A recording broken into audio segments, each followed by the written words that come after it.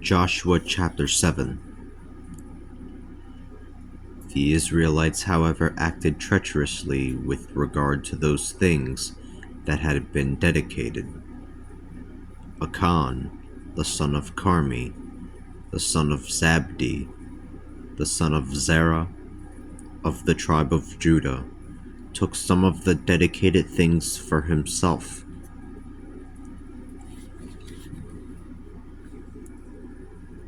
The Lord's anger blazed forth against the Israelites. Joshua sent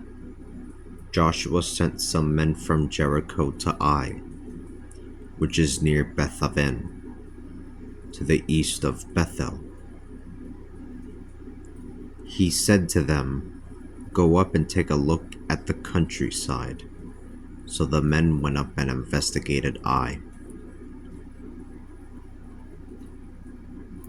They returned and said to Joshua, "You should not send the entire nation there. Only send about 2,000 or 3,000 men against Ai to conquer it. You should not bother the whole nation. You should not bother the whole nation, for there are not that many of them." So about 3,000 men went up there, and they had to flee from before the men of Ai. And they had to flee from before the men of Ai. The men of Ai killed about 36 of them when they chased them from their gates all the way down to Shebarim. They killed them as they ran down the slopes, and the people's courage melted away like water. Joshua tore his clothes and threw himself face down on the earth in front of the ark of the Lord, remaining there until the evening. The elders of Israel did the same, tossing dust upon their heads.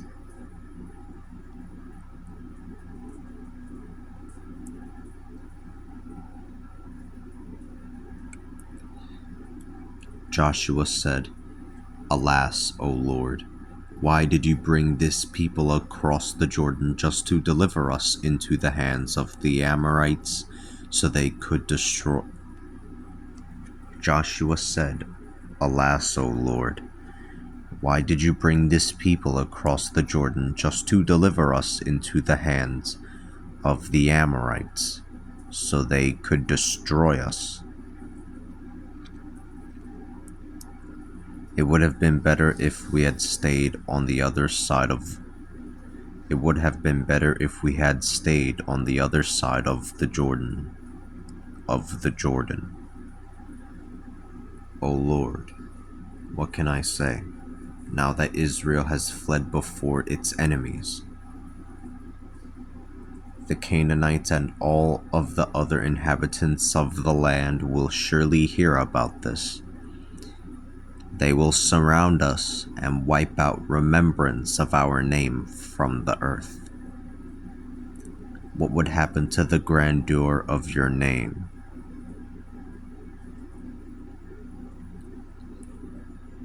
The Lord said to Joshua, "Stand up.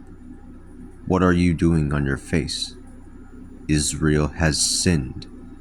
They have violated my covenant that I commanded them to observe. They have taken some of the dedicated things for themselves.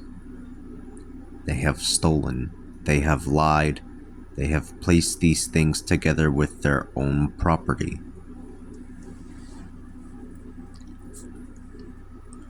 This is why the Israelites could not stand up to their enemies. This is why the Israelites could not stand up to their enemies. They turned their backs and fled because they were under a curse. I will not be Forgive me. This is why the Israelites could not stand up to their enemies. They turned their backs and fled because they were under a curse. I will not be with you anymore unless you wipe out those who are cursed from your midst. Arise, consecrate the people. Tell them, sanctify yourselves in preparation for tomorrow. Thus says the Lord, the God of Israel. These are the things that forgive me. Thus says the Lord, the God of Israel. There are things that have been dedicated in your midst, O Israel. You will not be able to stand up to your enemies until you remove the dedicated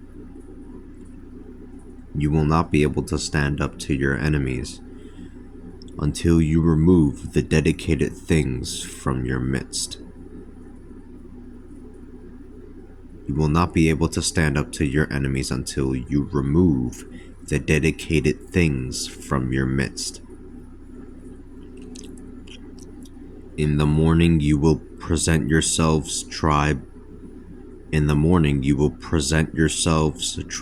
by tribe. The tribe that the Lord chooses will present itself clan by clan. The clan that the Lord chooses will present itself family by family. The family that the Lord chooses will present itself person by person. That person who has taken dedicated things will be thrown into the flames. That person who has taken dedicated things will be thrown into the flames. He and all that he owns. He has violated the covenant of the Lord, and he has done a disgraceful thing in Israel. Early the next morning, Joshua had the people of Israel come forward by their tribes, and Judah was chosen. The clans of Judah then came forward, and the clan of the Zerahites was chosen. The clan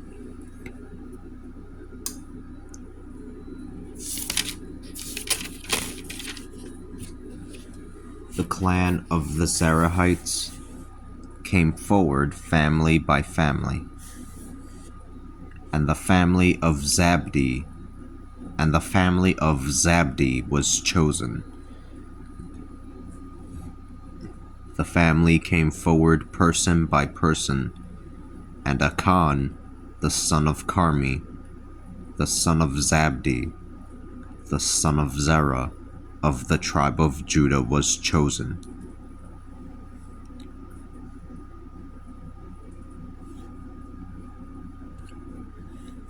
Joshua said to Achan, "My son, give glory to the Lord, the God of Israel, and make your confession to him." Joshua said to Achan, "My son, give glory to the Lord, the God of Israel, and make your confession to him. Tell me now what you have done. Do not hide it from me." Achan answered Joshua, "I have truly sinned against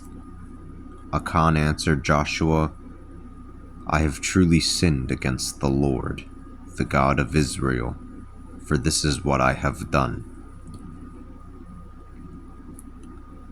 I spotted among the spoils a good garment made in Babylonia, and 200 silver shekels, and a bar of gold weighing 50 shekels.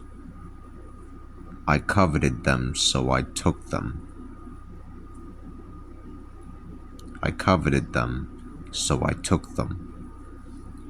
They are hidden in my tent, with the silver buried underneath. They are hidden in my tent, with the silver buried underneath it. Joshua sent some runners to the forgive me. Joshua sent some runners to the tent, and there it was in the tent, with the silver buried underneath it. They took it out of the tent and brought it to Joshua and to all of the Israelites, laying it out before the Lord. Joshua, together with all of Israel,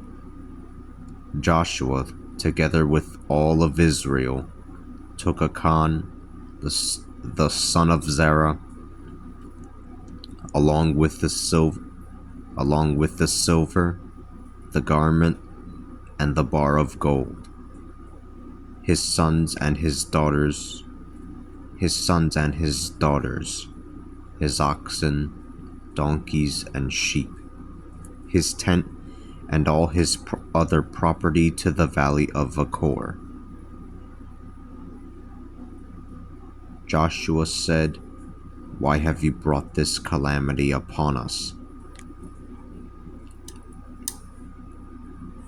The Lord will bring a calamity down upon you today." Then all of the Israelites stoned him, and after they stoned the rest of them, they threw them in the fire. They piled up a great mound of stones over Achan that is still there to the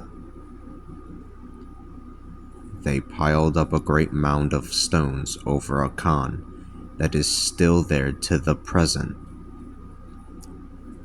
The fierce anger of the Lord was thus quenched. This is why this site is called the Valley of Achor to this day.